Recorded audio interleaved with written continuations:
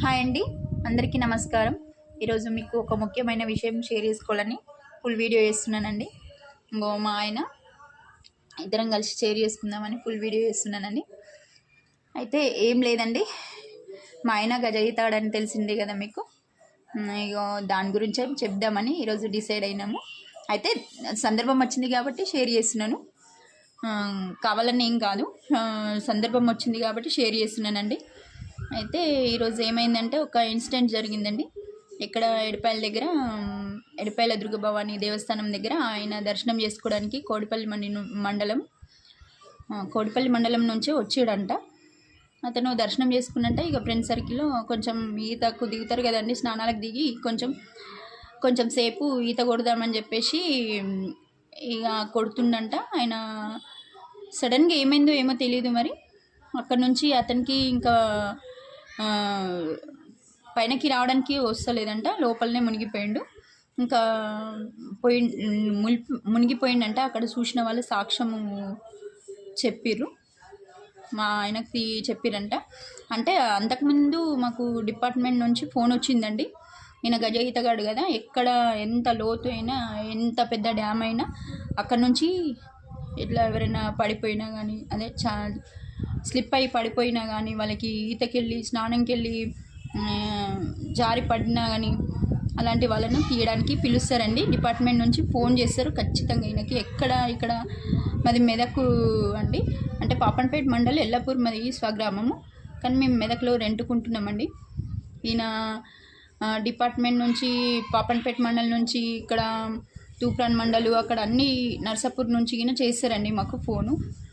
ఇంకా ఎక్కడ నలుమూలలో ఎక్కడైనా చేస్తారు. మాకు సాధ్యమైతే పోతాడు ఈయన. ఇక మాకు దగ్గరలో ఉన్నాయే పోతాడు, తీస్తాడు. ఈయనకు అంత సామర్థ్యం ఉంది. ఎంత పెద్ద డ్యామ్లో అయినా తన సొంతగా నిండుగా బొరుతున్నా కానీ ఈదగల శక్తి ఉంది, సామర్థ్యం ఉంది. ఆయన అంత పెద్ద గజ ఈతగాడండి. అంటే మేము చెప్పుకోవడం అని కాదు, చాలా ఇప్పటి వరకు ఇలాంటి ఇన్సిడెంట్లు చాలా జరిగినాయి ఎడపల్లి దగ్గర కానీ, ఇక్కడ చెరువుల దగ్గర కానీ, దూరం ఇక్కడ విలేజ్లలో అక్కడ చెరువుల దగ్గర ఇట్లా కొన్ని జారిపోయిన సందర్భాలు ఉన్నాయి.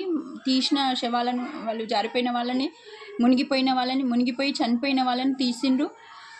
మళ్ళీ ఇంకా అట్లా ఒక 358 అంట అండి. ఇప్పటి వరకు 358 శవాలను తీసి, అంటే మునిగిపోయి అప్పుడే చనిపోయిన వ్యక్తులను తీసిండు. మళ్ళీ ప్లస్ ఒక 17 మందిని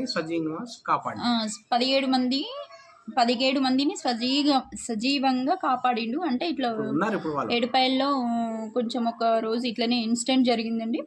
అయితే ఒక 4 మెంబర్స్ చేపల వేటకి వెళ్ళిరండి. చేపల వేటకి వెళ్ళిన వాళ్ళు మెదకే వాళ్ళదిగిన, వాళ్ళకు ఈయనకి పరిచయం వాళ్ళు మామూలుగా కూలి కోసం అట్లా కూటి కోసం పోతారు కదండి, వాళ్ళ వృత్తి కదా, అట్లనే వెళ్ళిండ్రు. వాళ్ళు వెళ్ళినప్పుడు వరద రాలేదు, కానీ ఆయన వెళ్ళిన తర్వాత తెలియకుండా సడన్గా ఎడపల్లి డ్యామ్ నుంచి వాటర్ రావడం మొదలైనాయి, సింగూర్ ప్రాజెక్ట్ నుంచి రావడం మొదలైనాయంట.